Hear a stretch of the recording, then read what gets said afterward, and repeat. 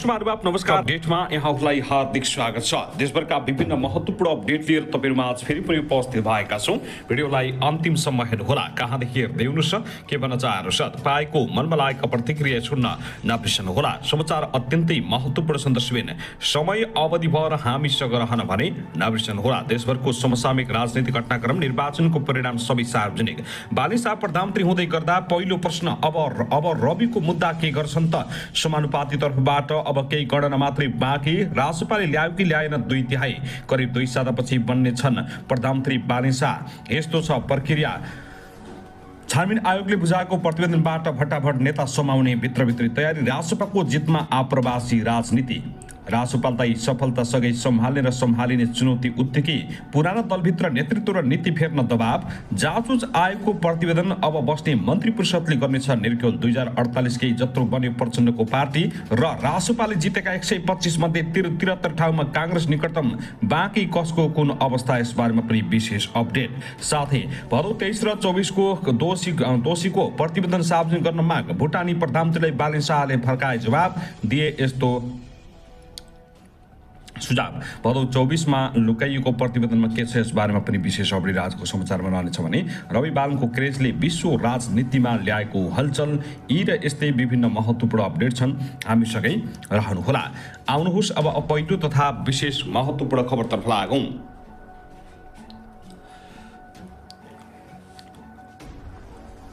18 वर्ष अघि 601 सदस्यीय संविधान सभामा छिर्दा पुष्पकमल दाहाल प्रचण्डसँग आफूसहित 240 सभा थिए।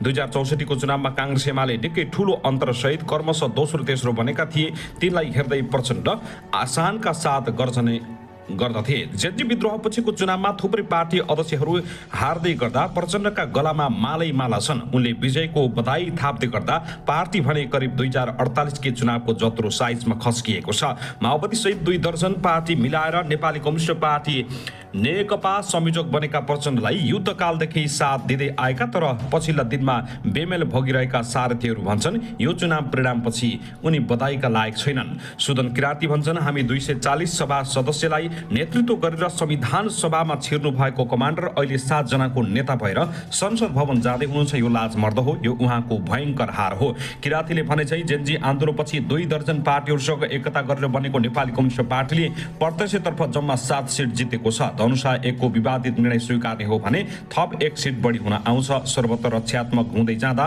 प्रचण्डले पार्टीको प्रभाव क्षेत्र खोज्दै रुकुम पूर्व पुगे। हरेक निर्वाचनमा क्षेत्र परिवर्तन गर्दै हिँडेका प्रचण्डले रोल्पा काठमाडौँ 10, सिराहा 5, चितवन 3 र गोर्खा 2 बाट जितेका थिए। यसपटक निर्वाचन जित्न उनी रुकुम पुगे। मत माग्दा देखिएका दृश्यहरूले उनलाई त्यहाँ पनि निर्वाचन जित्न कुन तहको शास्ति खेप्नु पर्यो भन्ने सहज अनुमान लगाउन सकिन्थ्यो। यद्यपि राजसभाको तुलनात्मक कम प्रभाव देखिएको यो क्षेत्रबाट प्रचण्डले जित हात पारेका हुन्। 10,240 मत ल्याएर प्रचण्डले जित्दा निकटतम प्रतिस्पर्धी नेकपा एमालेका कमलमणि गौतम पराजित भए। गौतमले 3,462 मत पाए। काङ्ग्रेसका कुसुम देवी थापाले 3,081 मत ल्याएर तेस्रो बन्दा राजसभाका लखन कुमार थापाले जम्मा 819 मत ल्याएर पराजित भएका थिए। तर यसलाई भने कुनै पनि हालतमा प्रचण्डको जित मान्न नसकिने यतिखेर नेताहरूले बताउन थालेका छन्। त्यसैगरी आउनुहोस् अब अर्को विशेष खबरतर्फ लागौं। 21 फागुनमा सम्पन्न प्रतिनिधि सभा निर्वाचनमा अपेक्षित परिणाम ल्याउन नसकेपछि काङ्ग्रेस एमाले लगायतका पुराना राजनीतिक दलभित्र नीति र नेतृत्व दुवै फेर्न दबाव बढेको छ। पार्टी प्रमुख, केन्द्रीय पदाधिकारी सहित वरिष्ठ नेताहरू नै निर्वाचनमा पराजित भएपछि पार्टी नेतृत्वले राजीनामा दिनुपर्ने र मौजुदा नीतिमा निर्मम समीक्षा सहित फेरबदलका आवाज उठेको छ। नेपाली काङ्ग्रेस, नेपाल कम्युनिस्ट पार्टी नेकपा एमाले, नेपाली कम्युनिस्ट पार्टी नेकपा, जनता समाजवादी पार्टी नेपाल जसपा सहितका दलमा पार्टी अध्यक्षले तुरुन्तै राजीनामा दिनुपर्ने दबाव सोही पार्टीका नेताहरूले दिन थालेका छन्। विशेष महाधिवेशनबाट काङ्ग्रेस समाप्ति भएका गगन कुमार थापा सहित पदाधिकारी शहीदहरू नै निर्वाचनमा लज्जास्पद हार बेहोर्नु परेको छ। एमाले अध्यक्ष केपी शर्मा ओली सहितका पदाधिकारी समेत निर्वाचनमा लज्जास्पद हार बेहोरेका छन्। नेकपा संयोजक पुष्पकमल दाहाल प्रचण्ड निर्वाचनमा विजय भएका छन्, तर सो पार्टीका सहसंयोजक एवं पूर्व प्रधानमन्त्री माधव कुमार नेपाल सहितका वरिष्ठ नेताहरू पराजय भोगेका छन्। जसपा अध्यक्ष उपेन्द्र यादव, राष्ट्रिय मुक्ति पार्टीका अध्यक्ष राजेन्द्र महतो, जनमत पार्टीका डा सीके राउत सहित मधेसवादी दलका सबै उम्मेद्वार पराजित भए। निर्वाचनबाट राष्ट्रिय स्वतन्त्र पार्टी रासपाले झण्डै अभूतपूर्व बहुमत ल्याएको छ। 4 वर्ष अघि गठन भएको दल निर्वाचनबाट शक्तिशाली दल बनेको छ, तर लामो इतिहास भएका दलहरू कांग्रेस, एमाले, नेकपा, जसपा सहितका दलहरूले लज्जास्पद हार बेहोरेपछि पार्टी नेतृत्वको आलोचना समेत भइराखेको छ। लामो समयदेखि नेतृत्वमा रहेको पार्टी नेतृत्व हस्तान्तरण र पुस्तान्तरण गर्न नचाहेको, पार्टीलाई समेत बलियो बनाउन नसकेको, निर्वाचनमा आफै लज्जास्पद हार बेहोरेको, नेताहरूलाई विजयी गराउन नसकेको लगायतका विभिन्न कारण नेतृत्वमाथि राजीनामाको दबाव बढेको छ। निर्वाचन परिणाम सार्वजनिक भएपछि नेकपा एमाले उपमहासचिव योगेश कुमार भट्टराईले निर्वाचनबाट नीति र नेतृत्वलाई जनताले मत मार्फत अस्वीकार गरे भन्दै पार्टी नेतृत्वलाई राजीनामाका लागि दबाव दिएका छन्। निर्वाचनमा आफ्नो मत मार्फत जनताले हाम्रो नीति र नेतृत्वलाई शान्तिपूर्ण रूपले अस्वीकृति गरेका छन्। यो आजको वस्तुगत यथार्थ हो। हामीले आफूभित्र सर्वाङ्गणी रूपान्तरण मार्फत जनसमर्थन पुनर्आर्जनको बाटो लिनुपर्दछ, उपमहासचिव भट्टराईले सामाजिक सञ्जालमा भनेका थिए। र अन्य पार्टीहरूमा पनि नेतृत्व कुनै पनि हालतमा परिवर्तन हुनुपर्ने आवाज उठिरहेको छ, जसले गर्दा ठूला दलहरूका नेताहरूलाई ठूलो चुनौतीका साथ नेतृत्व गरिराख्नु परेको अवस्था छ। त्यसगरी आउनुहोस् अब अर्को विशेष महत्त्वपूर्ण खबरतर्फ लागौं। बाली प्रधानमन्त्री हुँदै गर्दा पहिलो प्रश्न, रविको मुद्दा के गर्छन्? कुनै पनि मुलुकको राजनीतिक इतिहासमा केही चुनाव सरकार बदल्ने घटना मात्र हुँदैनन्, ती चुनावले समयको दिशा बदल्न सक्छन्।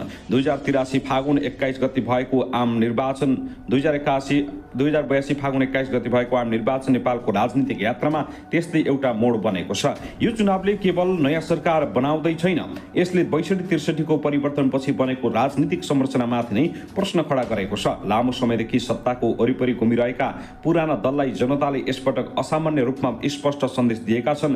पुरानो शैलीको राजनीति अब स्वीकार्य छैन। यस चुनावबाट राष्ट्रिय स्वतन्त्र पार्टी रासपा 125 सिट सहित प्रत्यक्षमा मात्र नभएर समानुपातिकमा समेत जोड्दा लगभग 183 अर्थात् प्रतिनिधि सभामा 2/3 प्रमुख शक्तिका रूपमा उदाएको छ। तर यो परिणाम अचानक आएको होइन। यसको पछाडि वर्षौंदेखि सञ्चित असन्तोष, कुशासन, भ्रष्टाचार, राजनीतिक गोलचक्कर, बिचौलियाद्वारा बालुटार कब्जा र आर्थिक निराशाले भरिएको एउटा लामो कथा छ।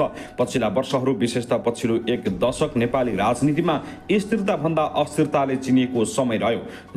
हुन त 1 दशकमा करिब आधाभन्दा बढी समय अर्थात् 6 वर्ष केपी शर्मा ओली नै सरकार प्रमुख रहे। तर सरकार बने, ढले, फेरि बने अनि आम नागरिकको जीवनमा देखिने गरी परिवर्तन भने भएन।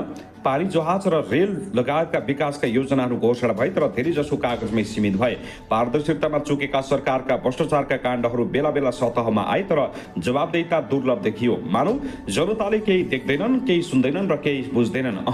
त्यसो हुँदै होइन। नेपाली जनता सहनशील छन् तर माफ गर्दैनन्। कागजमा हेर्दा अर्थतन्त्र स्थिर छ, विदेशी मुद्रा सञ्चित ऐतिहासिक रूपमा उच्च छ, भुक्तानी सन्तुलन सकारात्मक छ, महँगी पनि सरकारको नियन्त्रणमै छ, तर जनताको दैनिक जीवनयापन भने कठिन हुँदै गइरहेको छ। रोजगारीका अवसर सीमित भएका छन्, अवसरको पहुँच केही सीमित बिचौलियामा केन्द्रित हुँदै गइरहेको छ। स्वदेशमा अवसरबाट वञ्चित हजारौं युवा रोजगारीको खोजीमा खाडी जान बाध्य भइरहेका छन्। देशभित्र अवसरको अभाव र बाहिरबाट आउने रेमिटान्समा टिकेको अर्थतन्त्रले नेपाललाई एउटा विरुद्ध भाषापूर्ण अवस्थातर्फ धकिलिरहेको छ। अर्थतन्त्र चलिरहेको छ, तर आफ्नै युवालाई काम दिन भने सकिरहेको छैन। राजनीतिक नेतृत्व र सामान्य नागरिक बीचको दूरी पनि बढ्दै गएको छ। बिचौलिया निर्देशित सत्ता केन्द्रको वरिपरि घुम्नेहरूको नेपाल र आम नागरिकको नेपाल फरक फरक देखिन थालेको थियो। युवामा आक्रोश सल्किँदो थियो। बालुटारको वरिपरि घुम्नेका लागि न रोजगारीको चिन्ता, न महँगीको चिन्ता। उनीहरूको लागि त खुसी सुखी नेपाली समृद्ध नेपाल नै थियो। शीर्ष राजनीति नेतृत्वको आडमा मुठ्ठीभर बिचौलिया अर्थतन्त्र आफ्नो कब्जामा राख्न न्वारानदेखिको बल लगाएर बसिरहेका कारण देशमा प्रतिस्पर्धी व्यवसायीहरू वातावरण बन्न सकेन। एकातिर पुँजीवाद र उदार अर्थतन्त्रको घोक्रो फुटुन्जेल विरोध गर्ने, तर अर्कोतर्फ विकृति र सरकार नियन्त्रित आर्थिक प्रणाली मार्फत आसीपासी पुँजीवादको अभ्यास गर्ने सरकारी रवैयाका कारण बजारमा प्रतिस्पर्धी निषेध गर्ने काम हुँदै थियो। यसरी निजी क्षेत्रको प्रतिस्पर्धी क्षमता ह्रास गरेर आफ्ना केही बिचौलिया पोस्ने बालुवाटारको निरन्तर अभ्यासका कारण देशभित्र रोजगारीको अवसर सीमित हुँदै गयो। हजारौं युवा रोजगारीका लागि दैनिक जसो विदेश जाने क्रम बढ्दै गयो। धेरैका लागि विदेश जानु अवसरभन्दा बाध्यता बनिरहेको थियो। यही असन्तोष यसपालिको फागुन 21 गतेको निर्वाचनमा देखिएको छ। अब बालिन प्रधानमन्त्री भएपछि छानबिन आयोगले ल्याएका प्रतिवेदन पढेर अबको मन्त्री परिषदले ओली र रमेश लेखकलाई पक्राउको अगाडि र रोजगार समेत सृजना गर्ने गरी नयाँ सरकार